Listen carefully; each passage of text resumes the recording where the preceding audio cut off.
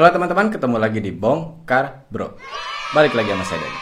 Hari ini kita break dulu nih dari TWS Gaming. Hari ini kita mau bahas sebuah TWS dengan Active Noise Cancelling. Tapi ada juga nih gaming mode-nya atau low latency mode-nya. Kita lihat aja hasilnya kayak gimana. Buat yang mau bantu channel kita, kalian bisa like videonya atau subscribe ke Bongkar Bro.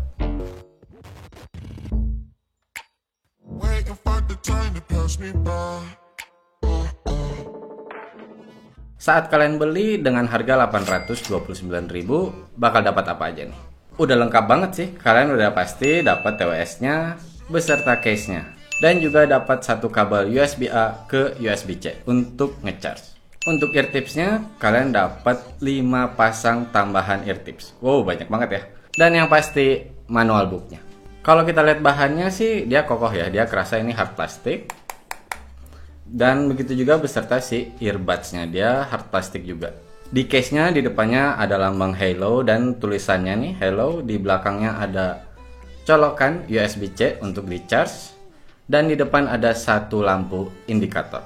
Nah, kalau kita bicara finishingnya, dia matte. Dan buat saya sih enak di tangan, enak dipegangnya gitu. Cuman emang dia kalau tangan minyak dikit gitu bakal nempel langsung di case-nya ini. Kerasa banget. Di earbuds-nya juga sama, dia matte. Dan ada satu lampu indikator di tiap earbuds-nya. Kalau di touch sensornya nih ada lambang Halo-nya. Untuk berat earbuds-nya itu 5,35 gram. Jadi cukup ringan kok di telinga. Sedangkan berat keseluruhan dengan case-nya itu di ya sekitar 55 gram sih. Untuk masalah fitting, setelah saya nyobain sih udah nyaman sih, dia nggak pegel gitu di telinga, dipakai lama juga.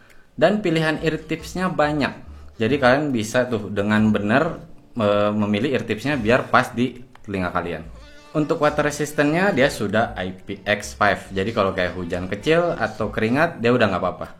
Cuman saya sih nggak jamin ya, kalau kita pakai kayak jogging gitu lama-lama telinganya keringatan, bisa aja dia lari keluar gitu. Jadi fittingnya walaupun nyaman, dia kemungkinan besar sih nggak akan tahan di telinga ketika sudah basah telinganya. Kalau kita bicara koneksi, Bluetooth-nya sudah 5.0 dan dia udah bisa single use. Mau kanan doang, mau kiri doang, dia bisa. Cuman sayangnya kodeknya masih SBC dan AAC. Ya mungkin wajar ya, untuk gaming mode atau low latency mode itu biasanya memang dipakainya itu di AAC. Untuk pairingnya seperti biasa, kalian tinggal searching di smartphone kalian lalu dipilih dan pair.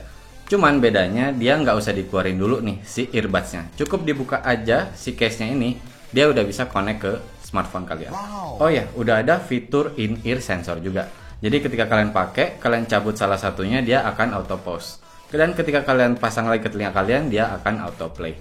Cuman emang sih dia sensitif banget, jadi kayak ketutup tangan gitu aja dia langsung auto play sendiri. Pengalaman saya sih seperti itu. Kalau kita bicara jarak sih standar ya, 10 meter tanpa halangan. Untuk baterai di tiap earbuds-nya itu ada 50 mAh. Dan diklaimnya pada saat active noise cancellingnya nyala itu bakal bertahan 4,5 jam. Pada saat saya nyobain sih, saya dengerin lagu di volume 50% di smartphone saya. Dan ANC-nya nyala. Saya dapat 4 jam lebih dikit. Kalau untuk ngecharge si earbuds-nya di case-nya ini bakal butuh waktu 2 jam. Untuk baterai di case-nya cukup gede sih, ada 600 mAh.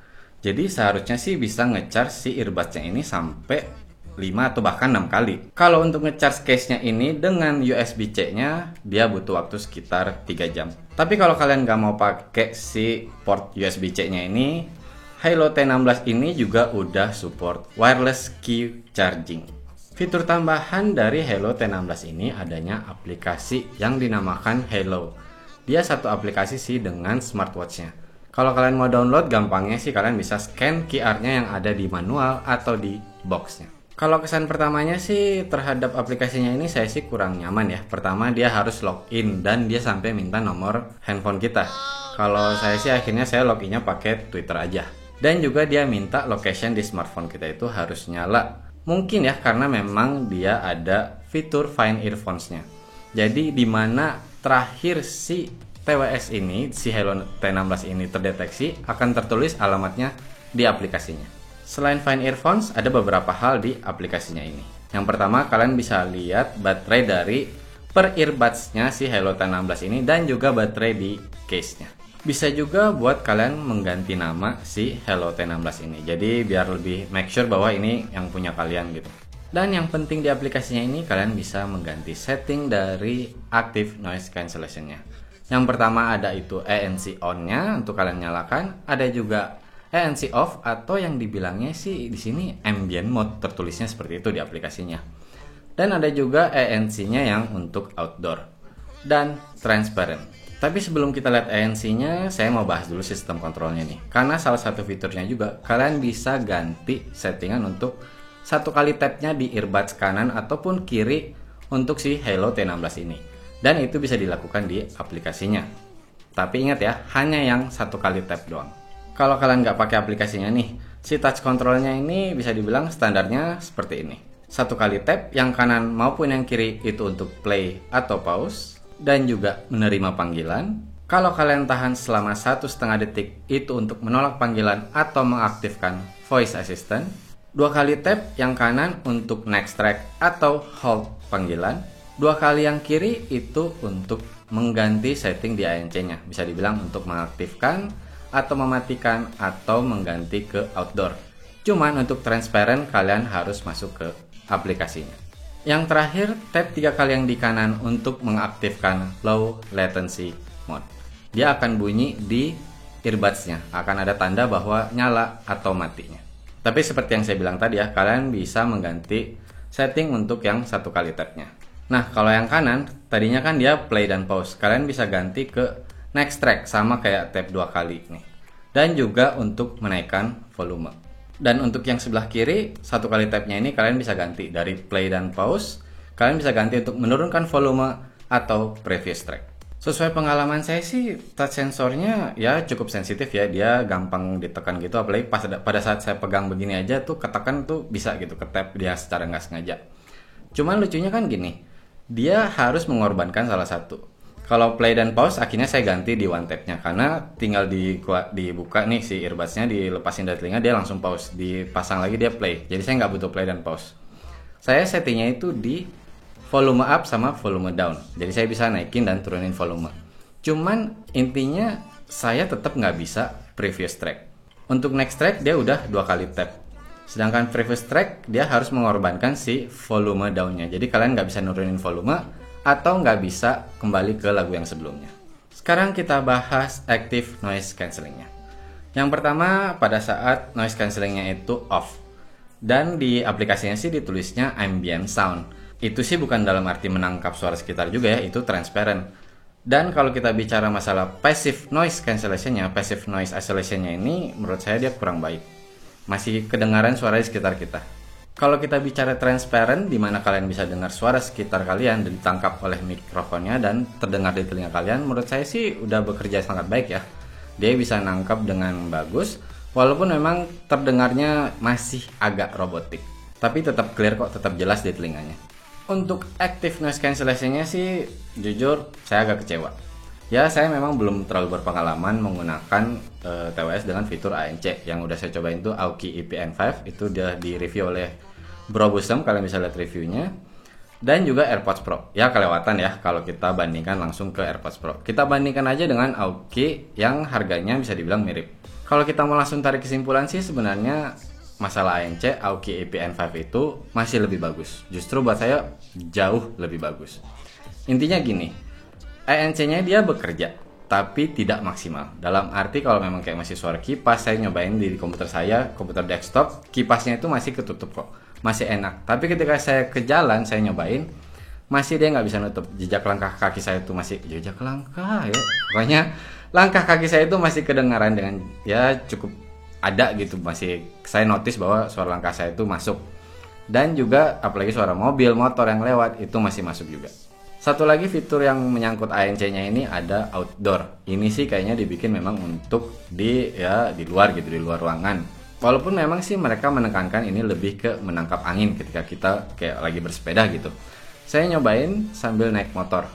Memang sih ketika ANC on, kalian pernah dengar kan mikrofon yang dibawa lari itu kerasa tuh anginnya masuk kayak gitu.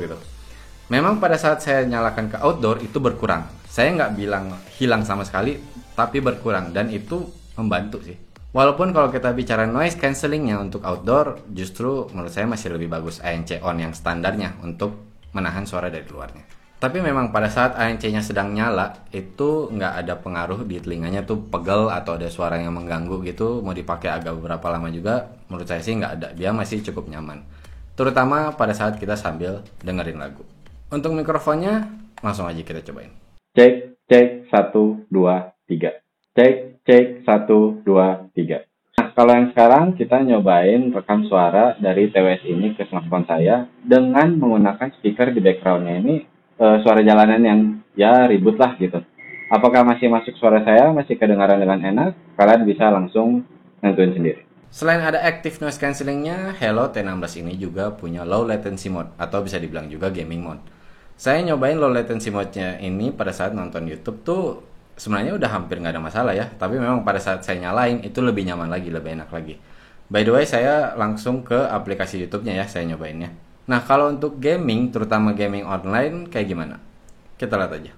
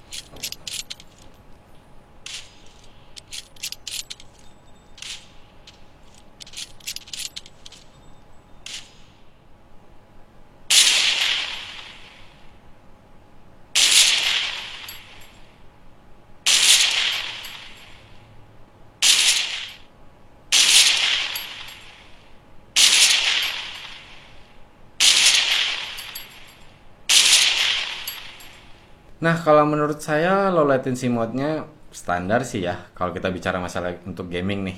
Jadi kayaknya dia masih bekerjanya so-so. Ya bisa dibilang masih mending pakai kabel lah kalau emang kalian pengen bener-bener gak delay gitu pada saat sambil main game. Dia bisa dibilang untuk casual player oke, tapi yang pro no, pasti enggak. Sekarang kita bicara masalah kualitas suaranya. Dia sih bukan budget ya, dia udah middle nih. Nah, kalau kualitas suaranya itu menurut saya ya, dia udah bagus. Dia udah enak kok. Tapi langsung saya singgung nih di awal. Buat yang suka bass, buat yang pengen bassnya powerful banget, Hello T16 ini bukan buat kalian. Bisa dibilang Hello T16 ini untuk suaranya, dia berusaha untuk setiap frekuensinya itu masuk secara seimbang. Jadi tidak ada yang dominan. Tapi memang ya selera orang itu beda-beda. Nah, kalau saya pribadi memang saya kurang suka yang bassnya terlalu dominan atau terlalu di boost. Saya lebih suka yang seperti ini. Tapi bassnya tetap ada kok. Dia tetap ya cukup bulat dan dia cukup punchy juga. Jadi tetap kerasa enak sebenarnya di telinganya. Walaupun dia seperti saya bilang tadi ya, tidak powerful. Bisa dibilang nggak sampai kerasa banget ke hati gitu nggak sih. Nah, produk ini tuh sudah menggunakan CCAW atau Copper Clad Aluminium Wire. Diklaimnya tuh biar suaranya itu clear dan natural dan high quality nih si audionya itu. Kalau kita bicara mid-nya emang enak kok. Suara vokal, suara instrumen itu dia clear dan dia cukup detail. Dan untuk high dia juga bagus. Dia bisa dibilang cukup crisp juga dan nggak nusuk, yang pasti bukan bikin nggak nyaman gitu ketika ada yang simbal des gitu. Bukan yang bakal bikin pengen dicabut. Jadi ya nyaman sih untuk high-nya. Kalau kita bicara masalah detail dalam keseluruhan nih, dia enak banget. Saya cobain dengan dengar lagu akustik atau kayak lo-fi gitu, dia enak. Kalau untuk soundstage, menurut saya lebih dari harganya. Dalam arti gini, saya pikir tuh dengan harga segini soundstage-nya bakal sempit gitu, tapi ternyata enggak. Dia lebih luas dari yang saya kira. Kalau kita bicara dengan harga yang mirip, tadi sudah saya singgung nih, Aoki EP N5. Menurut saya ANC lebih bagus sih Aoki EPN5. Tapi si Halo T16 ini menang di suaranya. Kualitas suaranya jauh lebih baik daripada EPN5. Cuman harus saya kasih tahu aja ya, ketika saya sedang pakai Halo T16 ini, volume 50% aja itu udah bisa agak bocor. Jadi orang di sekitar saya udah agak denger gitu apa yang saya dengerin. Walaupun tipis banget ya. Ketika saya play di volume 70% tuh kedengaran banget. Kesimpulannya, Halo T16 dengan harga 829.000, worth it gak? Intinya gini sih, kalau kalian emang nyari active noise cancelling yang bagus, atau kalian mau low latency yang oke buat kalian main game, saya sih nggak nyaranin. Tapi kalau kalian emang gak keberatan dengan fitur itu yang hanya seadanya, tapi suaranya bagus, Halo T16 ini worth it buat dibeli. Oke, sekian video kali ini. Terima kasih banyak udah menonton. Mohon maaf kalau ada salah-salah kata. Bye!